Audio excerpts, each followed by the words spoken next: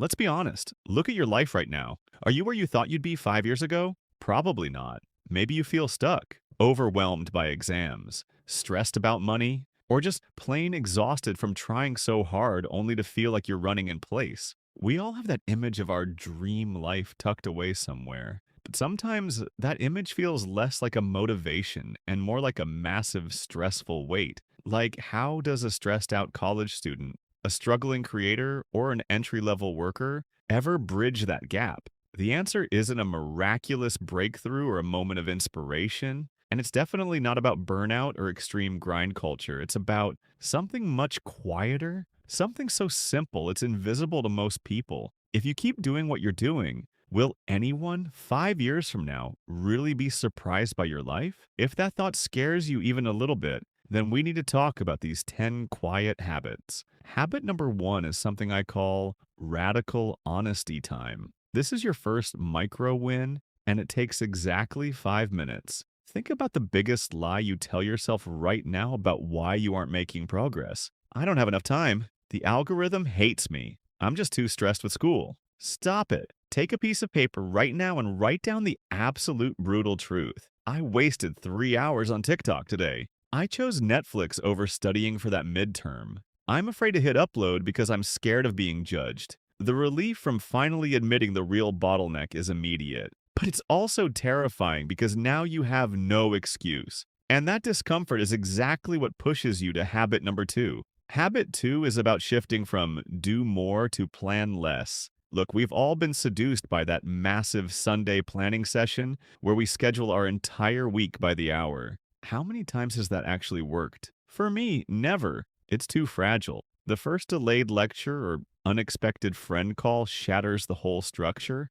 leaving you feeling like a failure by Monday evening. Instead of planning your whole week, identify just one single non negotiable activity for tomorrow that actually moves you forward. Is it writing 500 words? 1 hour of focused coding? 30 minutes of deep reflection? Commit to just that. Plan less. Do that one thing first. The confidence you get from completing just one intentional task daily is addictive.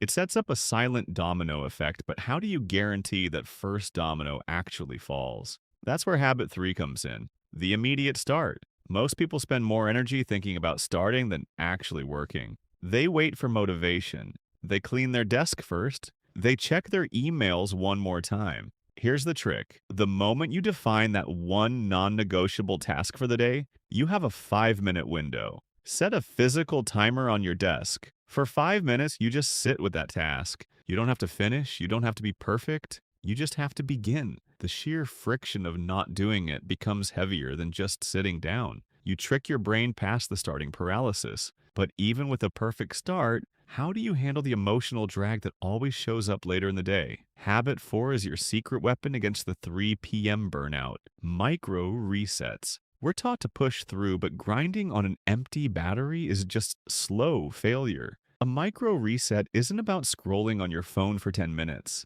That just refills your brain with passive inputs and drains your willpower even faster. A true reset is active. Close your eyes. Breathe deeply for 60 seconds. Do 10 jumping jacks. Meditate on just the next task without thinking about the massive to-do list. Step outside and look at the actual sky, not a screen. This tiny ritual of conscious disconnection rewires your focus so you can re-engage rather than crash. This habit keeps you consistent day to day, but what about consistency month to month? Habit 5 addresses that, and it's about auditing your media diet. You are what you consume, not just food, but inputs. If your only relationship with social media is consuming envy and anxiety, that's exactly what you will produce in your own life. Radical simplicity means actively curating your feed. Unfollow the people you envy. Mute the channels that make you anxious. Subscribe to exactly what inspires you or teaches you a specific skill.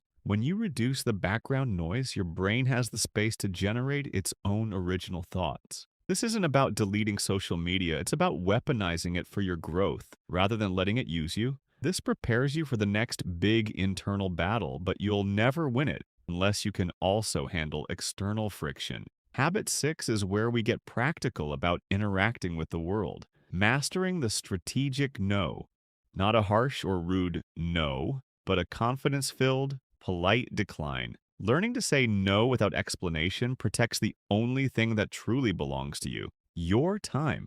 Protecting your time is how you protect your non-negotiable tasks. Every yes to someone else's priority is a no to your own future. If you are constantly overextending yourself, burnout is inevitable. Say no strategically so when you do say yes, you can actually deliver. Now that your schedule is guarded, we must tackle the biggest internal killer of progress. Habit 7 is killing the perfectionist inside. Perfectionism isn't a virtue, it's procrastination masked as high standards. It is a subtle form of fear, the fear that what you produce won't be good enough, so you delay showing it, publishing it, or submitting it, waiting for some mythical moment of perfection that never comes. The silent habit that builds a surprising life is embracing good enough and shipping it anyway. Volume beats talent. The person who writes 500 average words every day and publishes them will always improve faster than the person who writes 1,000 perfect words every 6 months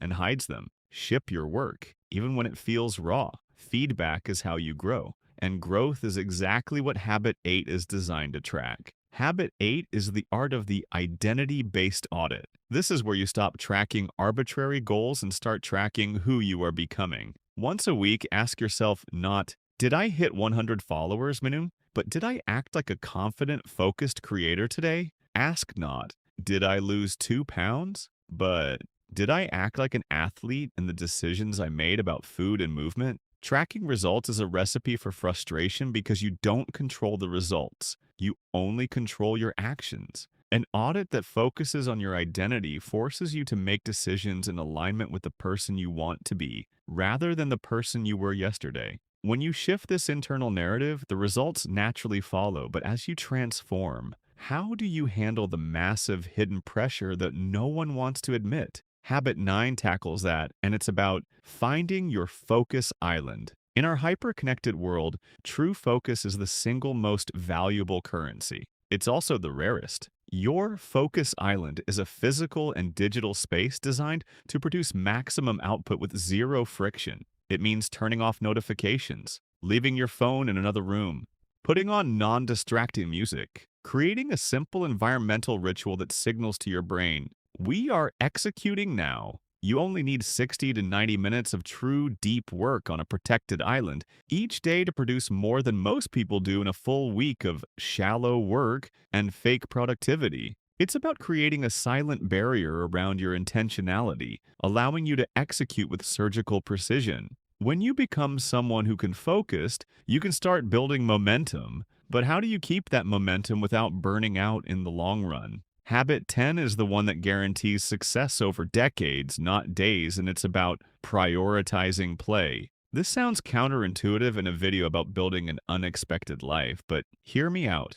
Your brain needs recovery, and play is active recovery, not resting on the couch in a vegetative state. Play is anything where the activity is the reward itself, not the outcome. Video games, playing an instrument, learning to cook a new dish, painting, going for a walk with no purpose. This is where your brain recharges its creative energy and willpower. When you prioritize play, you show your brain that life isn't just a grim march of productivity, making you more willing to tackle the deep work when it's time. It prevents the slow burn of long-term fatigue that causes entire lives to collapse. So there you have it. 10 quiet, almost invisible habits. They are not flashy. They are not instantly photogenic on Instagram, but they work. These are the tiny micro votes that, cast consistently, day after day, week after week, will add up to an explosive transformation that nobody, not even your closest friends or family, will see coming. Your old life won't be recognizable. The person you will become will be unrecognizable to the stressed out viewer watching this video right now. But that only happens if you make a choice. And you have to make that choice today, not tomorrow, not on Monday, right now. You know exactly what that one uncomfortable bottleneck is from habit 1. Don't check the comments. Don't look at the next video. Close this tab. Turn off your notifications. Set your 5-minute timer for that one. Single, uncomfortable task that you've been avoiding. Start. just for 5 minutes. That's your vote. That's your move. The first quiet, definitive step on a path to a life that will make everyone, including you, say, "Wait, how did you do that? I'm excited for you. Let's build something incredible. Go start right now."